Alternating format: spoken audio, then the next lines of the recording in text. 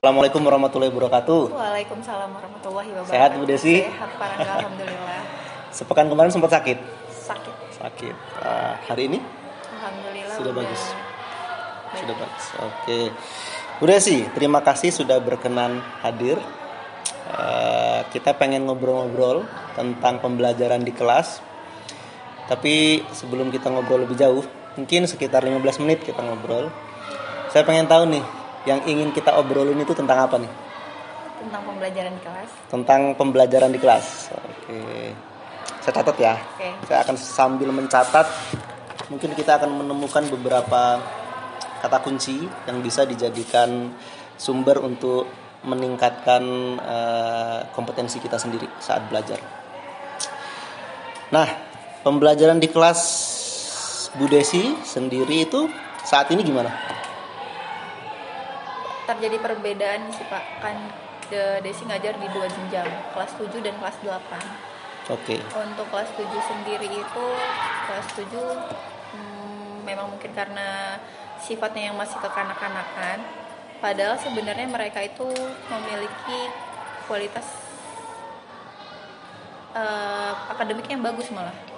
Kalau mau dibilang pintar, mereka lebih lumayan berisi dibandingkan di anak-anak kelas 8. Oke. Jadi kalau saya simpulkan nih dari cerita Bu Desi, Bu Desi justru menganggap kelas 7 lebih cerdas dari kelas 8. Lebih pintar. Oke, lebih pintar. Lebih pintar secara akademik dari kelas 8. Terus masalahnya apa?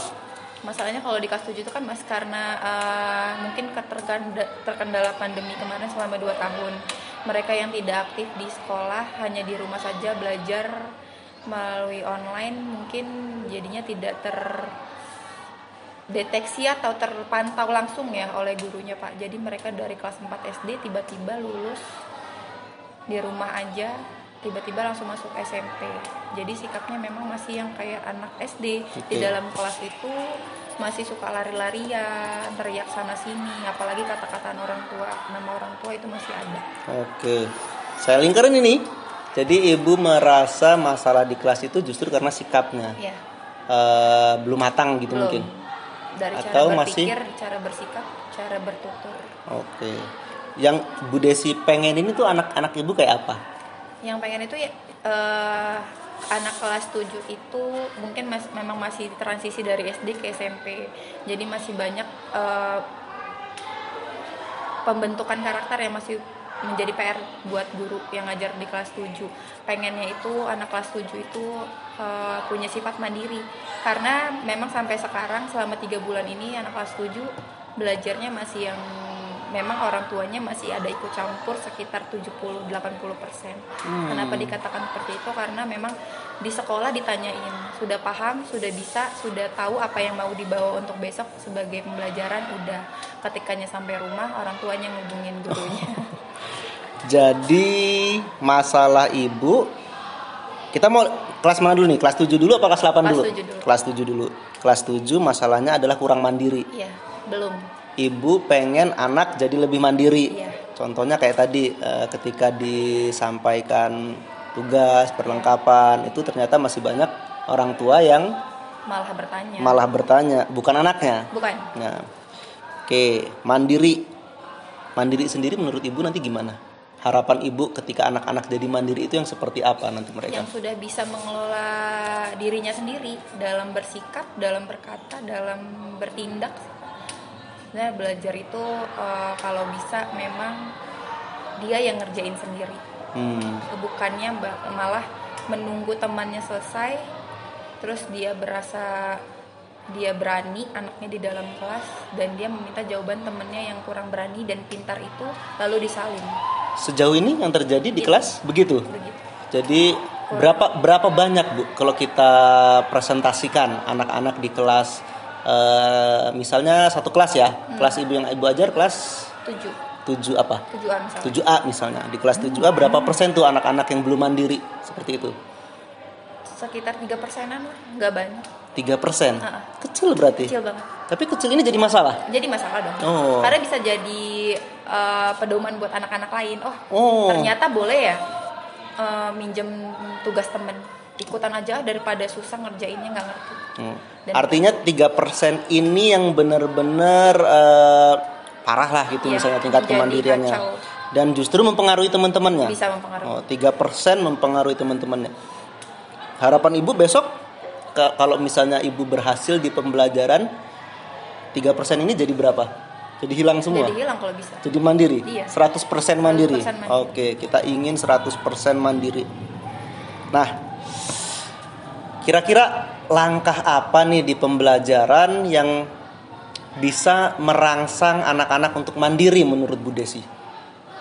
Waktu itu pernah kejadian untuk ulangan harian. Ulangan harian gimana ceritanya Bu Desi?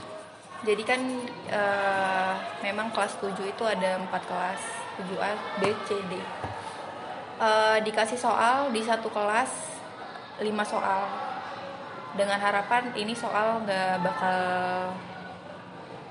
terlihat atau terbaca oleh kelas lain. Dan nyatanya malah terbaca. Mungkin karena saking gak mandirinya atau gak percaya dirinya, si anak ini minta soal ke temannya itu yang sudah ulangan. Dan jadinya berpikirnya akhirnya karena adanya kedeteksi adanya hal itu, karena adanya jawaban di kertas yang ditulis sama dia dibawa saat ujian kelihatan sama saya, dan akhirnya saya bilang soal seluruhnya saya ganti. Dan akhirnya benar-benar dari awal bukan teori yang saya kasih tapi pendapat dari mereka masing-masing. Dari situ kan kita lihat bagaimana mandirinya siswa. Jadi memang triggernya dari anak-anak yang cari bocoran soal gitu ya. Triggernya itu ya. Dari situ. Itu anak 3% tadi? Enggak. Justru enggak? Lebih besar lagi. Oh, lebih besar lagi? Iya. Artinya kemandirian itu tadi nggak cuma 3% anak yang nggak mandiri. Iya. Berapa banyak berarti? Yang saya pikir anak itu bisa percaya diri dengan kemampuannya, malah ternyata dia yang minta soal. Beberapa anak itu minta soal. Mungkin karena berpikirnya hanya berorientasi pada nilai ya, Pak. Siap. Jadi pemikirannya hanya nilai. Berarti akar masalahnya ini orientasi nilai tadi. Iya. Siap. Gara-gara orientasi nilai, akhirnya dia jadi mengejar dan menghalalkan semua cara.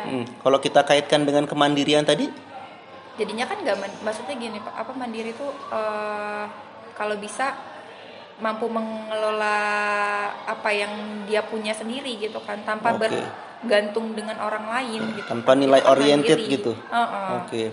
Dia tadi itu nilai oriented, akhirnya lihat punya orang gitu, maksudnya bergantung sama yang orang. Sudah pernah menjalani. Jadi nilai oriented bikin nggak mandiri. Kita sudah lihat akar masalahnya.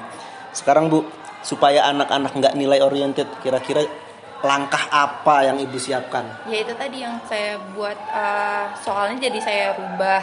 Yang tadinya kalau misalnya bahasa Indonesia itu kan bisa pakai teori, yang tadinya misalnya teks deskripsi itu adalah, jadinya saya rubah deskripsi itu apa menurut kalian. Siap, ini keren banget. Jadinya nih. Kan bukan teori kan Pak, itu dari situ aja saya bisa ngoreksi. Dan saya bilang, dan saya praktikkan ke anak-anak. Karena di depan mereka sendiri saya mengoreksi apa yang mereka kerjakan. Jadi itu satu kata per kata saya baca. Kalau misalnya katanya itu susunannya sama, letaknya sama, penempatannya sama, ini sudah otomatis kalian berdekatan mencontek. Dan juga saya memberikan penomoran tempat duduk. Jadi saya tahu angka yang berdekatan. Itu strategi pertama. Jadi langsung bikin soal penerapan. Ada nggak strategi-strategi lain? Soal. Kalau misal strategi ini belum berjalan maksimal, kira-kira apa dari Bu Desi? Strategi apa lagi yang mau Bu Desi terapkan ke mereka? Kemarin berjalan sih Pak. Makanya langsung berhenti sampai di situ. Gitu. Kemudian kalau misalnya nih, Ibu ingin cukup berhenti sampai di sini, atau Ibu ingin nilai-nilai kemandirian ini membudaya di kelas Ibu? Seharusnya membudaya. Karena apa Pak? Kalau misalnya memang saya cuma berhenti di situ doang, nanti ada lagi nih masalah ke depannya yang berbeda, saya ditantang lagi dengan hal yang berbeda, pasti mereka kalau misalnya dari diri mereka sendiri nggak mandiri, pasti bakal ada lagi Siap. masalah. Jadi artinya kita nggak akan berhenti sampai di sini, gitu kan. Nah, kira-kira hal-hal apa nih selain dari soal ulangan yang jadi level aplikasi, hal apa lagi yang ibu bisa lakukan supaya kemandirian ini jadi budaya di kelas? Dengan memotivasi sih kemarin, Oke, karena motivasi. memang udah tahu tuh ketahuan siapa yang pintar, itu menjadi ceceran mereka. Siap. Terus-terusan Pak. Siap. Menurut ibu, motivasi yang paling bagus ini datangnya dari siapa? Dari mereka sendiri. Siap. Dari Jadi diri mereka sendiri. motivasi intrinsik. Iya. Bukan Yes, karena takut diancam guru, takut nilai oriented tadi, takut nilainya kecil. Gitu gimana kalau menurut Bu Desi? Apakah itu sudah sudah jadi mandiri belum? Kalau misalnya ada anak yang oke, saya takut nyari bocoran soal lagi. Kalau ketahuan nilai saya dikecilin sama Bu Desi. Apakah motivasi seperti itu ibu nilai sudah berhasil? Belum. Siap. Karena saya nggak pernah menanamkan ke anak-anak masalah nilai. Mantap. Karena nilai itu bakal jadi budaya yang saya bilang kasarnya jahat sih Pak. Siap. Ini keren loh Bu. Ini sesuai dengan visinya Ki Hajar Dewantoro. Jadi kalau beliau bilang itu salah satu yang jelek di sistem pendidikan dari zaman dulu tuh, dari zaman penjajahan adalah belajar hanya untuk ujian, untuk dapat nilai. Namanya exam cult namanya. Ibu keren ini sebenarnya, ibu sudah menerapkan karena saya mendengarkan visi-visi beberapa cerita pembelajaran anak-anak itu. Nah sekarang satu ya, udah dapat tuh satu, kita motivasi intrinsik nih kata ibu. Nah langkah konkret apa nih Bu kira-kira yang bakal ibu terapin supaya anak-anak itu punya motivasi intrinsik yang baik, yang akar, jadi karakter mereka, jadi mindset mereka? Ya pertama tadi kan kalau anak-anak itu Pak, mereka kalau nggak kejadian nyata mereka nggak akan percaya. Jadi saya ngambil permasalahan yang benar-benar nyata, yang mereka benar-benar lihat dan alami, bahkan itu saya bawa permasalahannya. Kayak contohnya mencontek tadi, saya selalu bilang ke anak-anak, kalian sudah tahu soalnya bentuknya seperti apa, jumlah soalnya seperti apa, dan ibu sekarang mengganti soalnya. Kenapa? Karena kalian pasti hanya mau mengejar nilai, dan itu pun nggak buat sampai mana, mau sampai mana. Bagaimana kalau misalnya Bu Desi ngambil nilainya bukan berapa banyaknya kalian benar skornya, tapi dari kejujuran. Misalnya Naufal dan Adis duduk berdekatan, penempatan katanya sama, padahal nilainya udah 100. Itu bakal Bu Desi kurangin. Karena itu udah Desi lakuin pada kelas 8. Itu Desi tanya kenapa penempatan katanya sama, bahasanya sama, dan bahkan cuma subjeknya doang yang diganti. Yang satu kakak, yang satu adik. Itu Desi bilang kan, siapa yang mencontek, nilainya ibu kurangin 10. No. Karena bukan nilai berapa benarnya jawaban yang kalian tulis, tapi kejujuran. Pernah Desi nilai, berapa nilai kamu? 85. Kamu sama jawabannya dengan ini. Siapa yang mencontek? Saya yang contek Bu, dia yang bercontekan. Yang mencontek dan mencontek ibu kurangin nilainya.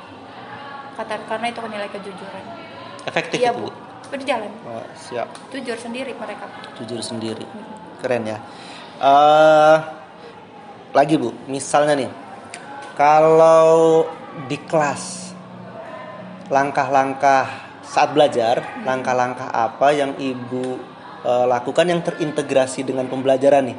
Jadi bukan di luar pembelajaran. Kalau kayak tadi misalkan setelah selesai belajar, ibu kan lakukan penilaian, baru kelihatan tuh anak-anak nggak mandiri, anak-anak nyontek, bahkan ketahuan mereka cari dari kelas lain. Nah saat belajar,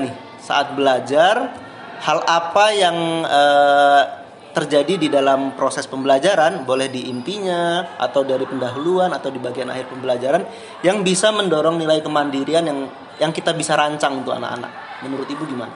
Kalau sejauh ini pelajaran bahasa Indonesia lebih banyak fokus ke belajar kelompok. Karena lebih banyak ke diskusi.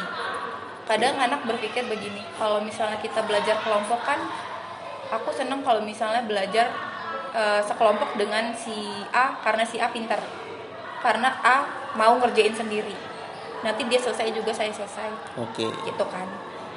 Bentuk kemandirian di sini itu saya bilangnya kelompok hanyalah wadah, tapi nilai tetap individu. Misalnya ibu tahu ketika di awal kita sudah merancang, misalnya di dalam kelompok ada 3 orang, si A mengerjakan tentang iklan, si B tentang slogan, si C tentang poster. Ketikanya kita sudah mau mulai presentasi, kalian sudah mengumpulkan hasil kerjaan kalian. Ketika salah satu materinya tidak ada, misalnya slogan, ibu sudah tahu berarti siapa yang tidak mengerjakan. Jadi di dalam kelompok itu ada pembagian peran ya, iya. Pembagian tugas. Kelihatan Pak yang siap. Mengerjakan. Dengan begitu anak-anak jadi mandiri sesuai dengan perannya masing-masing. Oke, mantap ini Bu, keren banget. Ada lagi nggak Bu? Hal lain lagi. Jadi misalnya kalau tadi sudah ada 2 nih kita. Jadi nanti penilaiannya pakai soal-soal yang levelnya aplikasi. Kemudian dalam kelas kelompok belajarnya. Masih ada lagi nggak yang bisa kita eksplorasi selain belajar dalam kelompok? Soal kemandirian. Yang bisa karena kita fokusnya untuk ngebuat anak-anak jadi mandiri kan. Jadi langkah-langkah belajar apa lagi nih yang bisa kita lakukan supaya anak-anak itu mandiri? Ada nggak? Ada sesuatu yang bisa ibu siapkan, misalnya apa gitu selama pembelajaran? Atau kalau di kelas ibu teknik ngajarnya gimana? Pakai metode apa? Metode pembelajaran apa Pak? Nggak apa-apa. Misalnya apakah ceramah misalnya, atau ibu siapkan lembar kerja, atau ibu siapkan misalnya simulasi, demonstrasi, bergantung praktikum. Belajar materinya. Nah, siap. Kalau gitu misalnya kemarin kita terakhir belajar tentang teks cerita fantasi kan baru masuk. Jadi tipenya kalau pembelajaran di jam saya itu memang anak-anak nggak materi dulu yang saya kasih. Memang bentuk rangsangan semuanya. Sampai anak-anak berpikir ini belum pernah dipelajari Bu, tiba-tiba udah ngasih kayak gini. Jadi kayak ini ya, kayak apa itu? Apa sih, deduktif ya? Iya. Jadi anak-anak dapat masalahnya, baru setelah itu masalah dulu yang dikasih. Setelah itu baru mereka tahu sendiri. Cari konsepnya. Iya. Oke, mereka ini tahu keren. Sendiri. Jadi misalnya kemarin bener ya, deduktif itu kan, kalau nggak salah ya. Jadi mereka ketemu masalah, baru dari masalah itu mereka tarik kesimpulan atas konsepnya. Ini keren loh Bu.